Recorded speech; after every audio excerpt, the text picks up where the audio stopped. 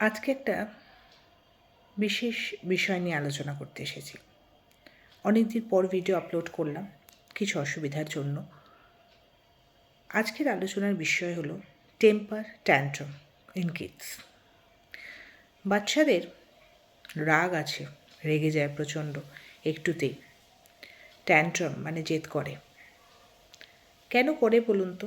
Actually ব্যাপারটা হচ্ছে, যদি কোনো বাচ্চা তারা কি চায় তাদের অভিব্যক্তিটা প্রকাশ না করতে পারে, তারা কি চাইছে, কি প্রয়োজন, এটা যদি প্রকাশ না করতে পারে, তখনই তাদের মধ্যে এই টেম্পার এবং ট্যান্ট্রাম এই ব্যাপারটা দেখা যায়। এ ব্যাপারে অবশ্যই বলতে হবে, কোনো কোনো সময় আমরা দেখে থাকি বাচ্চারা বেধড়ক জেদ করছে। ধরুন কিছু প্রচণ্ডভাবে চাইছে, এটা আমাকে এক্ষুনি কিনে দিতে হবে, লজেন্সটা আমাকে দিতে হবে, আইসক্রিমটা আমাকে দিতে হবে, খেলনাটা আমাকে দিতে হবে। এবং সেটা চাইতে চাইতে বিশেষ একটা সময় দেখা যায় যে সে জেদ করাটা এমন একটা পর্যায়ে চলে যায়, সে তার হয় দেখা যায় অনেক সময় মা বাবাকে ধরে মারছে যে কিনে দিচ্ছে না জিনিসটা, বা কোনো কোনো সময় দেখা যায় যে জিনিসপত্র ছুঁড়ে ফেলছে, রাস্তায় বীভৎস চিৎকার করছে, কাঁদছে। এগুলো ঘটে, অনেক বাচ্চাদের ক্ষেত্রেই ঘটে, অনেক বলবো না, বেশিরভাগ বাচ্চাদের ক্ষেত্রে ঘটে। তবে 1 থেকে 4 বছর বাচ্চাদের জন্য এটা খুব সাধারণ ব্যাপার করে বাচ্চারা।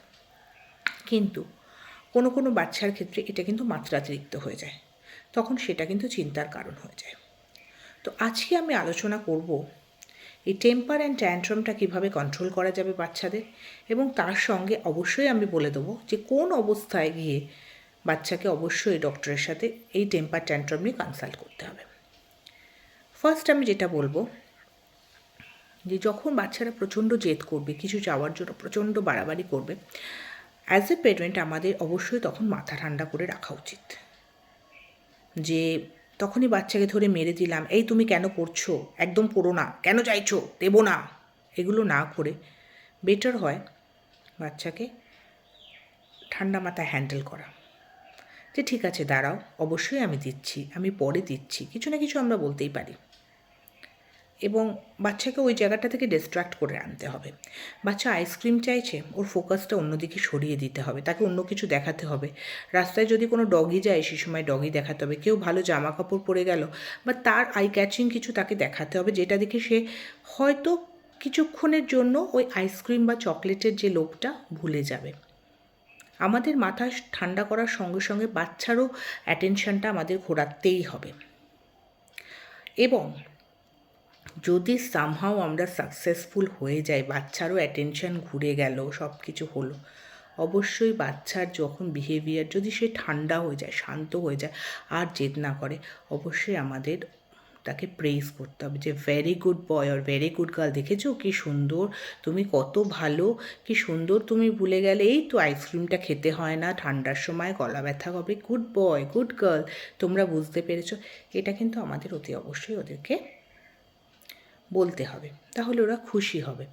এবং ডে বাই ডে আমরা যদি এইভাবে জিনিসটা কন্ট্রোল করি, তাহলে এই ট্যান্ট্রাম ব্যাপারটা আমরা কিন্তু কন্ট্রোল করতে পারব।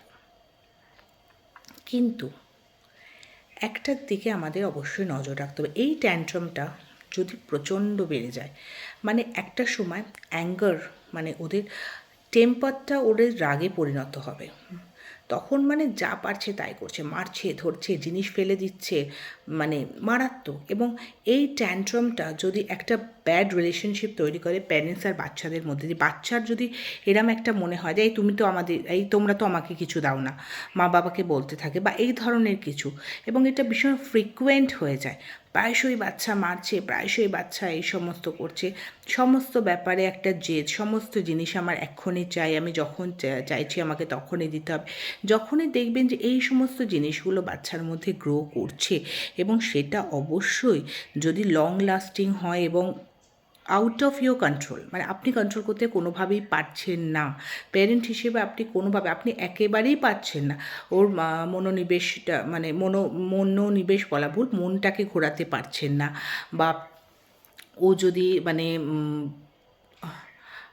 একটা এমন বিহেভিয়ার করছে যেটা আপনি রাস্তায়, ধরুন রাস্তাঘাটে আপনার মধ্যে একটা আপনারই একটা লজ্জা করছে, মানে বাবা এরকম আমার বাচ্চা এরকম করছে, মানে এই ধরনের ফিলিং যখন আপনার মধ্যেও গ্রো করবে, যে আপনি দেখছেন যে কোনোভাবে আপনার হাতের বাইরে বাচ্চা চলে যাচ্ছে, অবশ্যই আমার মনে হয় তখন আপনাদের ডক্টরের সাথে কনসাল্ট করা উচিত যে কেন এই জিনিসটা হচ্ছে।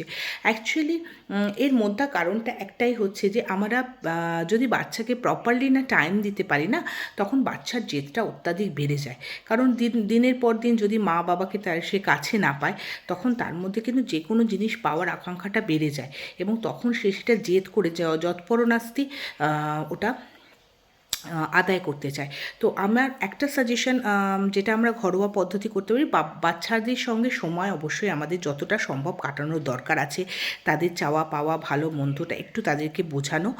খুব ছোট বাচ্চারা এগুলো বোঝে না, কিন্তু তাও যদি তাদের সাথে সময় কাটানো যায় এবং তাকে যদি একটু ডাইভার্ট করে নেওয়া যায় তার এই রাগ জেদ এগুলোর থেকে, তাহলে আমার মনে হয় এই যে টেম্পার অর ট্যান্ট্রামের যে প্রবলেমটা, এটা আস্তে আস্তে সর্ট আউট হয়ে যাবে বা এই সমস্যার সমাধান করা সম্ভবপর হবে। তো দেখুন, যদি সম্ভবপর হয় এইভাবে, তাহলে খুব ভালো লাগবে আমার। ভিডিওটা ভালো লাগলে অবশ্যই ইউটিউব চ্যানেলটাকে সাবস্ক্রাইব করতে ভুলবে না। এরকম আমি বিভিন্ন রকম বাচ্চাদের বিহেভিয়ারাল প্রবলেম বা বলা যায় বিভিন্ন বিহেভিয়ার ক্যারেক্টার্স নিয়ে আমি আসতে থাকবো এবং আপনাদের তার ব্রিফ করতে থাকবো। তাদের বিহেভিয়ার কীভাবে কন্ট্রোল করা যাবে, যদি বিহেভিয়ার ভালো হয় তাহলে কন্ট্রোল করার দরকার নেই, যদি কোনো সমস্যা থাকে অবশ্যই কন্ট্রোল করার দরকার আছে, আর তার জন্য কিছু ঘরোয়া পদ্ধতি, কিছু টিপস আছে, সেগুলো আমি শেয়ার করতে থাকবো। কিন্তু তার জন্য অবশ্যই আমাকে ইউটিউব চ্যানেলটাকে আমার সাবস্ক্রাইব করে রাখতে হবে। ধন্যবাদ, thank you very much for today.